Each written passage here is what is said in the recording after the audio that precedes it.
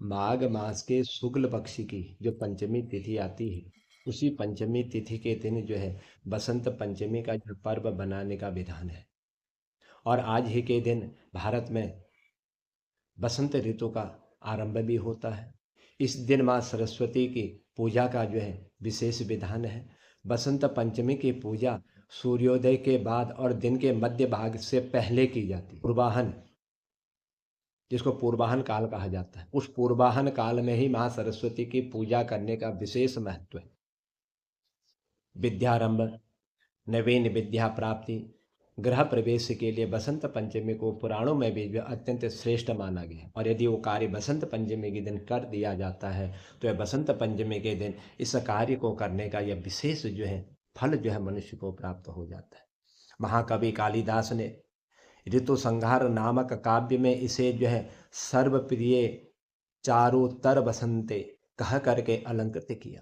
और गीता में भगवान श्री कृष्ण ने ऋतु नाम कुसुमाकराः, यानी कि अर्थात मैं ऋतु में बसंत हूँ, यह कह करके आज भगवान श्री कृष्ण ने बसंत को जो है अपना रूप प्रदान किया। इसी दिन श्री कृष्ण ने भगवान को सरस्वती को बसंत ऋतु को जो अपना रूप भी प्रदान किया था। और विशेष करके बसंत पंचमी के दिन ही जो है कामदेव और रति ने पहली बार जो है मानव हृदय में प्रवेश किया, सर्वप्रथम पहली बार। और उसके बाद इस दिन जो है कामदेव और रति की पूजा का विशेष महत्व जो है दाम्पत्य जीवन को सुखमय बनाना है, यानी कि परिवार को सुखमय बनाने का यह दिन भी जो है विशेष माना गया है। जबकि सरस्वती पूजा का उद्देश्य जीवन में अज्ञान रूपी अंधकार को दूर करके ज्ञान का प्रकाश जो है उत्पन्न करना होता है। उस अंधकार को माँ सरस्वती दूर कर देती है और दूर करते हुए उसका जो ज्ञान है वह ज्ञान उसका जो है प्रखर हो जाता है।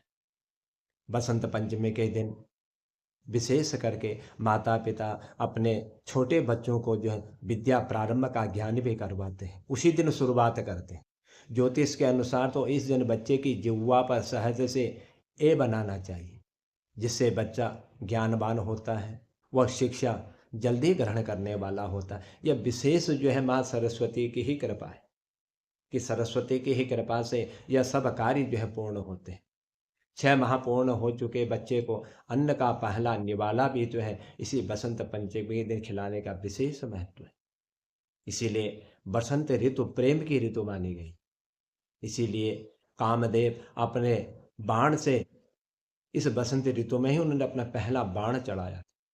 इस लिहाज से भी अपने परिवार के विस्तार के लिए भी यह ऋतु जो है बहुत ही महत्वपूर्ण मानी जाती है, क्योंकि कामदेव ने इस दिन जो है पहला बाण चलाया था। इसीलिए बसंत पंचमी को परिणय सूत्र में बंधने के लिए बहुत सौभाग्यशाली माना जाता है। परिणय सूत्र में यानी कि विवाह के कार्य में भी यह विशेष पर्व माना जाता है। इस दिन बसंत पंचमी के दिन कहते हैं कि जिनका विवाह होता है तो उनका वैवाहिक जीवन जो है सुखमय रहता है। गृह प्रवेश के लिए, नए कार्यों को करने के लिए यह बसंत पंचमी का दिन भी जो है विशेष जो है महत्वपूर्ण है। बसंत पंचमी के दिन जो है माँ सरस्वती की आराधना करें, वाद्य यंत्र उनके समीप रखें, अपने बच्चों को भी पूजा स्थल पर बैठाएं। सफ़ेद और पीले रंग के फूलों से माँ सरस्वती की आराधना करें, पूजा करें, नारियल उनको अर्पण करें। और दूध में बनी हुई खीर यानी कि श्वेत चीज, ये माँ सरस्वती को जो विशेष प्रिय होती है, खीर बनाएं। सफ़ेद तिल के लड्डू बना करके माँ सरस्वती को नैवेद्य के रूप में अर्पण करें, क्योंकि श्वेत चीज़ें ही जो है माँ सरस्वती को विशेष करके यह अत्यंत शुभ मानी जाती हैं। प्रतिष्ठानों में, विद्यालयों में, अपने घर पर भी जो है माँ सरस्वती की आराधना करनी चाहिए। इसलिए यह दिन जो है सबसे श्रेष्ठ माना जाता है। कहते हैं कि सृष्टि का जब आरंभ हुआ था, उस सृष्टि के आरंभ काल में एक दिन जो है भगवान विष्णु की आज्ञा से ब्रह्मा जी ने मनुष्य योनि में जीवों की रचना करी। जब विष्णु ने ब्रह्मा जी को आज्ञा दी कि आप सृष्टि की रचना कीजिए, तो उन्हें जीवों की रचना करी। रचना तो जीवों की कर दी, लेकिन जितने भी जीव प्रकट हुए, वाणी किसी पे नहीं थी, कोई बोल नहीं पाता था। कहीं से चिड़ियों की आवाज़ नहीं आती, हवा की आवाज़ नहीं आती, नदी में जल बहता, उस जल की आवाज़ नहीं आती। आज ब्रह्मा जी बड़े असंतुष्ट हो गए। सोचा ब्रह्मा जी ने कि मेरी संसार की जो मैंने सृष्टि करी हुई, शायद कोई त्रुटि हो गई, कोई कमी रह गई है, जिसके कारण मैंने जो रचना करी, ये पूरा संसार जो है मौन हो चुका है। इसमें मेरे से कहीं पर न कहीं पर कोई कोई ऐसी गलती हो गई है या कोई त्रुटि रह गई है, जिसके कारण संसार की यह रचना ढंग से नहीं हो पाई। तो ये ब्रह्मा जी अपने मन में विचार कर ही रहे थे। तो ब्रह्मा जी ने आज भगवान विष्णु से अनुमति लेकर के ब्रह्मा जी ने अपने कमंडल से जल निकाला और जल निकाल करके इस पृथ्वी पर छिड़क दिया। और जो ही जल पृथ्वी पर छिड़का, तो पृथ्वी जो कांपने लग गई, कंपायमान हो गई पृथ्वी। जब कंपायमान हुई, उस पृथ्वी के कंपायमान होने पर एक चार भुजाओं वाली शक्ति के रूप में एक देवी प्रकट हुई।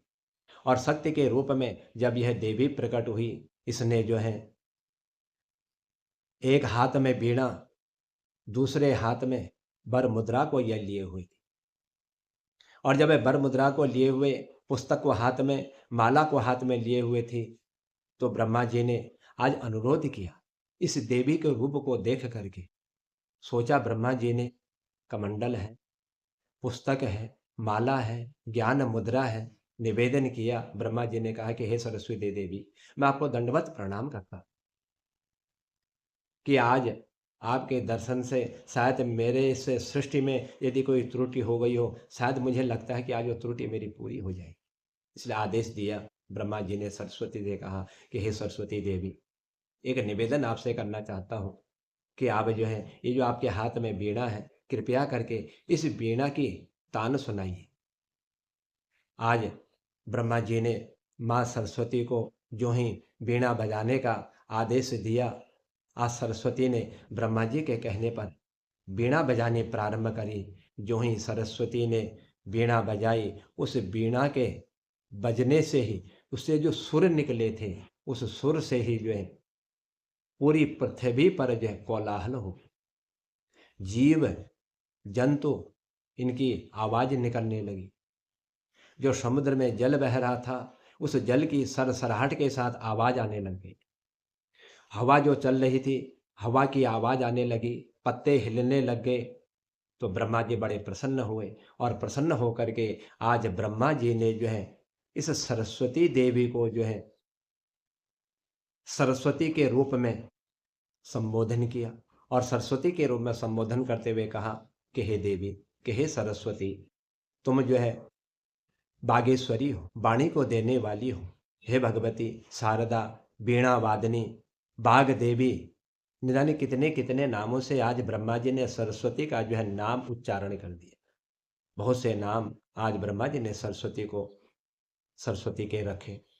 संगीत की उत्पत्ति करने के कारण ही इसको जो है संगीत की देवी के रूप में भी ब्रह्मा जी ने संबोधन किया। प्रसन्न हो गए ब्रह्मा जी कि मैंने जो सृष्टि की रचना की हुई है, आज मेरी सृष्टि की रचना करने से आज मेरा कार्य जो है संपूर्ण हो चुका है। तो सबसे पहले भगवान श्री कृष्ण ने सरस्वती की आराधना प्रारंभ करी, पूजा करी। ब्रह्म वैवर्त पुराण के अनुसार बसंत पंचमी के ही दिन भगवान श्री कृष्ण ने माँ सरस्वती को जो है वरदान की दिया कि हे सुंदरी, ये जो ब्रह्मांड है, इस ब्रह्मांड में माघ शुक्ल पंचमी के दिन विद्या आरंभ के शुभ अवसर पर बड़े गौरव के साथ जो है तुम्हारी पूजा होगी। बड़े बड़े प्रतिष्ठानों में, विद्यालयों में और घरों में तुम्हारी आराधना होगी, तुम्हारी पूजा होगी।